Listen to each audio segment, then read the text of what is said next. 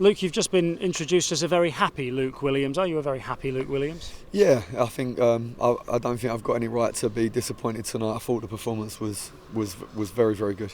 What pleased you most about it? Because rarely do you see a game quite so one-sided.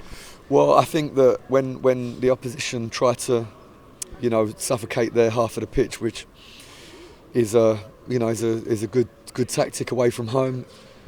When the team are so aggressive, try to move the ball really quickly and try to find ways through and around and go to the box a lot, then I'm happy with that. And I think that when we lost the ball, the reaction was top, and that was the most pleasing thing, combined with the football, because when you have so much of the ball, you have to play well and keep building up and go and try and score. But then the reaction to a turnover was fantastic. Are you particularly pleased? I know there was a lot of changes between this and the FA Cup game, but you're particularly pleased to bounce back as quickly as you do, even though the personnel changes, so you can properly kind of condemn that to the history books? Yeah, and I think that the most important thing about this is that the entire group felt responsible for the result against Colville. It wasn't like the guys were turning their nose up at the boys that played. It was the opposite. It was like everyone felt really responsible, and everyone felt responsible for making this performance tonight as well. So it was we lost as a squad and we won tonight as a squad. There's a different kind of pressure, I guess, at the moment when you're top of the league. Friday night, so nobody else is playing, so everybody's keeping probably at least half an eye on how you're doing tonight, and you're playing against a team who's down at the bottom of the table. They're going to come and sit in, so the onus is on you to be able to take the game to them. So I guess that to be able to cope with that pressure and still do exactly what you're expected to do must be kind of relieving in a way. Yeah, I think that's fair. Many times you've seen a team that are in a really good position, and an opponent that is well organised and try to, like I say, suffocate the game and look for counter-attacks.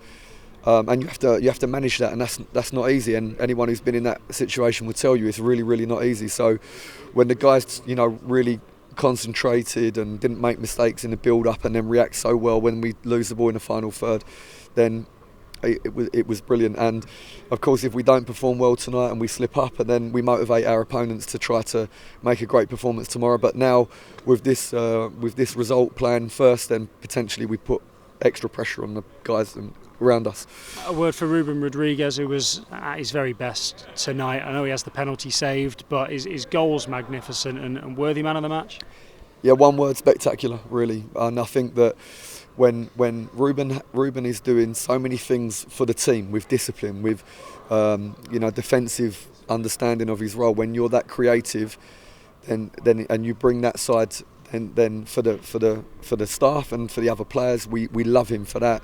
Then for the fans, they need to enjoy the moments of brilliance of Ruben, and so he's all things to all people at the moment. When he plays like that, he's all things to all people. He entertain everybody, but then do his job for the team as well brilliantly. First goal from open play for him. He said after the Woking game that it was bothering him that he hadn't scored from open play yet. It was a way to do it. Yeah, I'm sure it would bother him because the amount of times he's been in great positions. But again, like I say, we appreciate Ruben for so many different things, not just for the goals and the special moments. We appreciate him for his hard work and his discipline and his role. But to see him score was so pleasing, because I don't think anyone deserves more than Ruben to score. He did miss his penalty, and I know Macaulay Langstaff will be wanting to take penalties. Does that strengthen his case to take penalties, or does Ruben stay your man?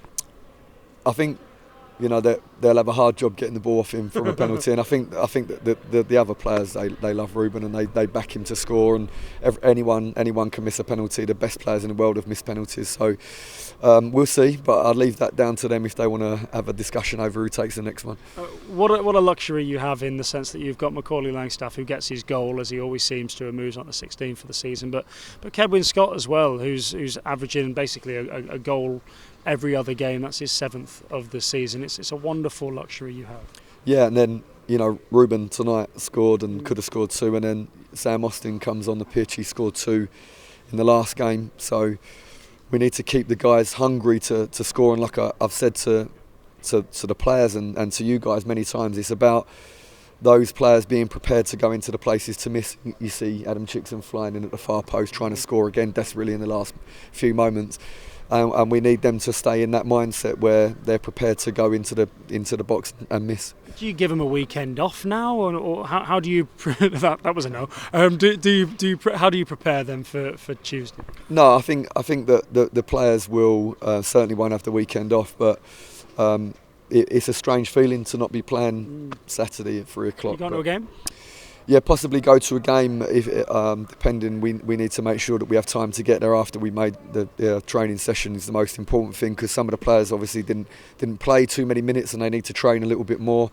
And then the guys that played more, we need to recover, we need to review the game correctly and not take anything for granted. So we see if we can get to a game as well, the staff. As I was walking down the steps, one of the fans said, "This is what it must feel like to be a Man City fan," because you rock up expecting a result, you rock up expecting your star players to score, and they all did this evening. I know Langstaff is called the non-league. Haaland, I guess that makes you the non-league pet. No.